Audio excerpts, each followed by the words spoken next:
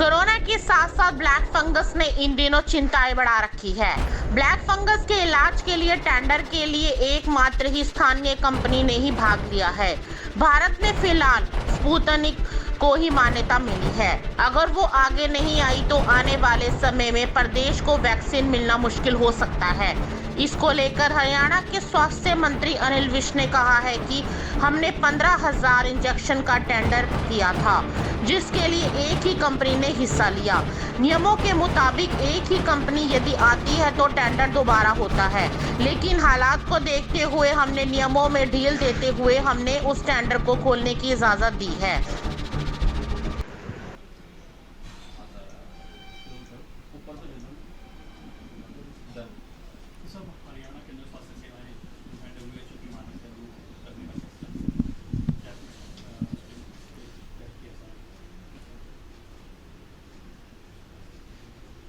स्वास्थ्य सेवाओं को आने वाले कल के लिए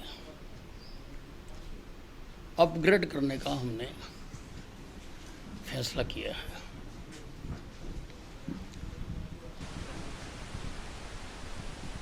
WHO की गाइडलाइंस के मुताबिक कितनी पॉपुलेशन पे कितने बेड्स का अस्पताल होना चाहिए, कितने डॉक्टर होने चाहिए, कितनी नर्सेज होनी चाहिए, कितना पैरामेडिकल स्टाफ होना चाहिए, वो प्रोवाइड करने का फैसला किया है। हर बेड जो है वो ऑक्सीजन बेड होना चाहिए और यह वो हमारी टेक्निकल कमेटी तय करेगी कि कितने % बेड ICU होने चाहिए हर अस्पताल में और कितने % वेंटिलेटर्स होने चाहिए सब जगह पर। ये हम सारा एक ब्लूप्रिंट हमने तैयार किया है स्वास्थ्य सेवाओं को सुधारने के लिए। सभी अस्पतालों में ऑक्सीजन प्लांट होने चाहिए। 30 बेड से ऊपर के जितने अस्पताल हैं उनमें अपनी ज़रूरत के मुताबिक ऑक्सीजन निर्माण की क्षमता होनी चाहिए। सभी अस्पतालों में पाइप्ड गैस लाइन होनी चाहिए। पाइप्ड गैस लाइन सभी अस्पतालों में होनी चाहिए। सारे अस्पताल PSC लेवल तक हमारे डिजिटली कनेक्टेड होने चाहिए ताकि हर एक्टिविटी हमारे डैशबोर्ड पर हो, हमारे DG हेल्थ के डैशबोर्ड पर हो, हमारे ACS हेल्थ के डैशबोर्ड पर हो, हमारे ACS मेडिकल एजुकेशन के डैशबोर्ड पर हो और मेरे डैशबोर्ड पर हो, ताकि हर जगह की एक्टिविटी को हम मॉनिटर कर सकें। हमारी की तारीख तक केटरिंग सर्विस नहीं है।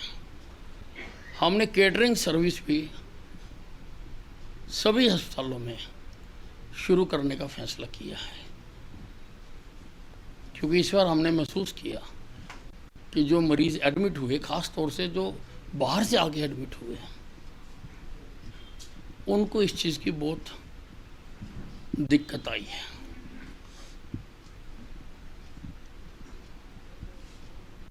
सभी जो हमारे डॉक्टर्स हैं, पैरामेडिकल स्टाफ है, नर्सेज हैं, सभी के रेगुलर ट्रेनिंग प्रोग्राम होने चाहिए, क्योंकि डेली ज़माना बदलता जा रहा है। नई नई मेडिसिन्स, नए नए तरीके आते जा रहे हैं।